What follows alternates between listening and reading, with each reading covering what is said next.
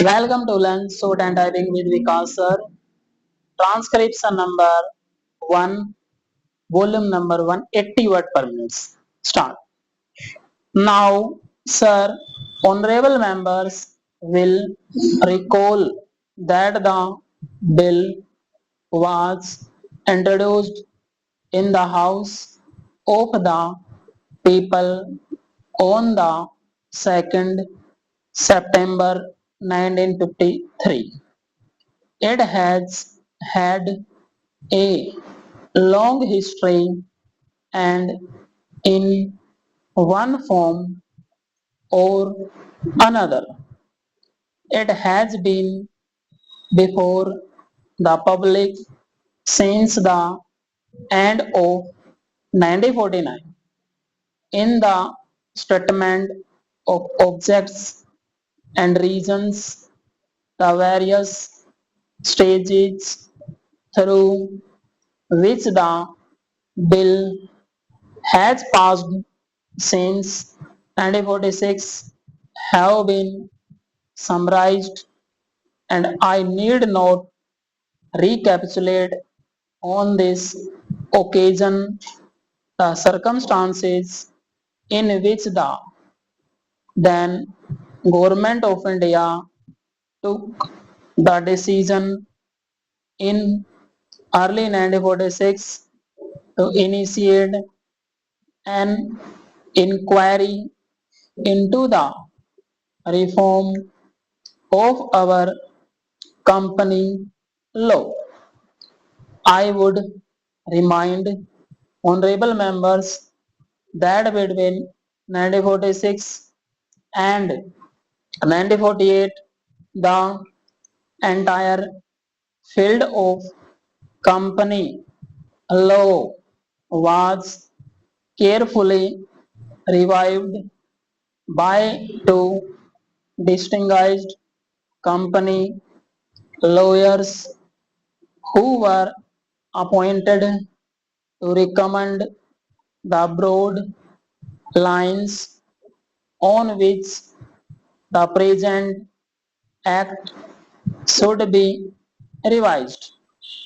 Their recommendations were examined in the then Ministry of Commerce and certain tentative departmental views which emerged were circulated in a comprehensive memorandum to all recognized trade and industrial associations, bar associations, the high courts, and the state governments that brought us to the end of 1949.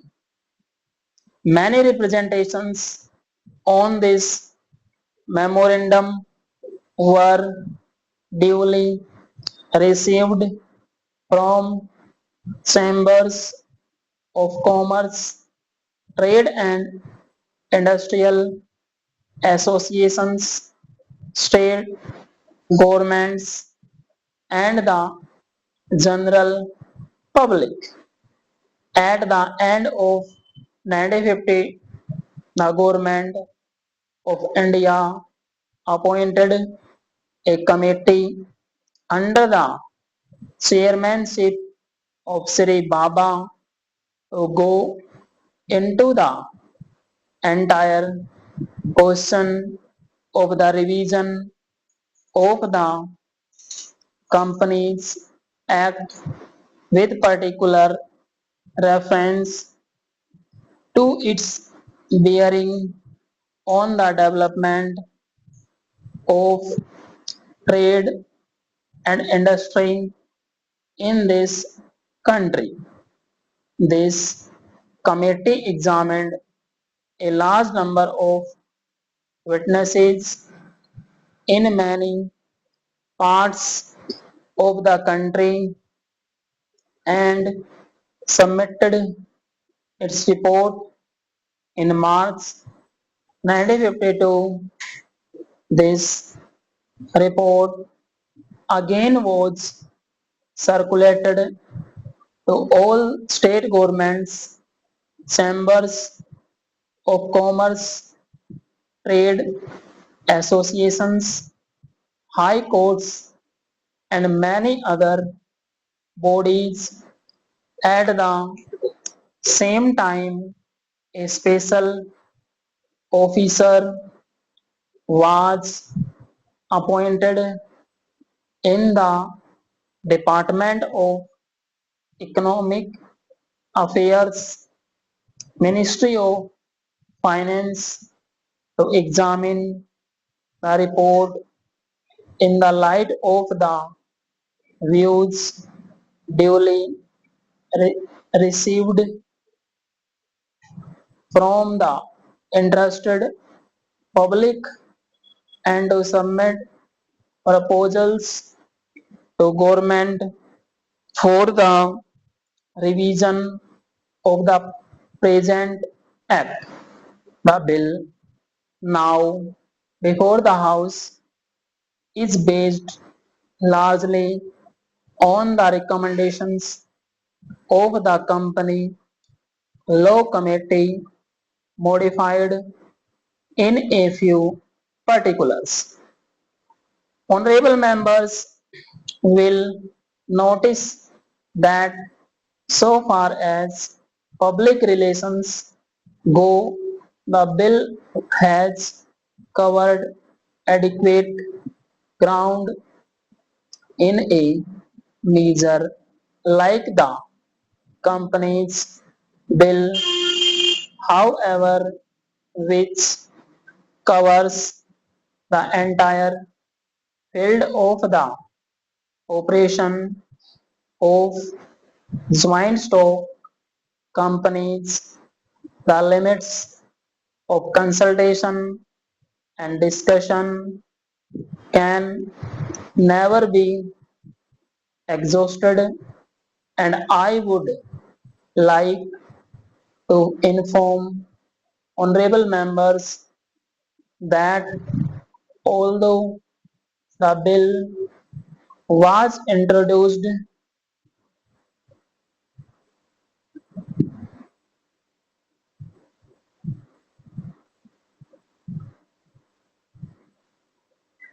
in Parliament over 7 months ago, our officers have been engaged throughout this period in further studies and informal discussions with the interests concerned, and on occasions I have also participated in such discussions. I have also given some further thought to some of the issues arising out of the bill, and I propose at the appropriate stage to bring before the select committee any changes in the provisions of the bill which seem to me to be worthy of consideration in the light of this further examination. No honorable members will have noticed that the bill contains 6 clauses and 12 schedules. I think it is probably one of the longest legislative measures in recent legislative history, but its size might be regarded as misleading unless I make a few comments. The bill is both one must remember a consolidating and amending measure. As mentioned in the statement of objects and reasons, this is the first opportunity which has occurred since 1923 for the consolidation of the Companies Act. Advantage has been taken of this opportunity to redraft several long and complicated sections in the present Act which have been split up into a large number of clauses. This is the largest single factor accountable for the increase in the number of clauses in the bill.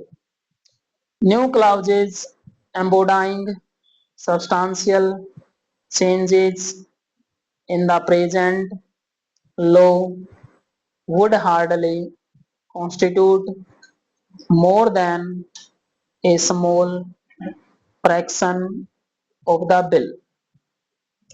I would also draw attention to the structural changes in the bill to which a reference has been made in the statement of objects and reasons. The existing chapters in the Companies Act in a more logical orders have, I think, resulted in a noticeable improvement in the form of the bill, and I hope will facilitate better understanding and I appreciation of the scheme. I wish that the act which came into effect long ago was implemented earnest in implementing it, but unfortunately his colleagues at the state level are disappointing him. Unfortunately, no steps have been taken for trimming or toning up the administration at the state level and at the district levels. They have to be taken immediately. Full stop.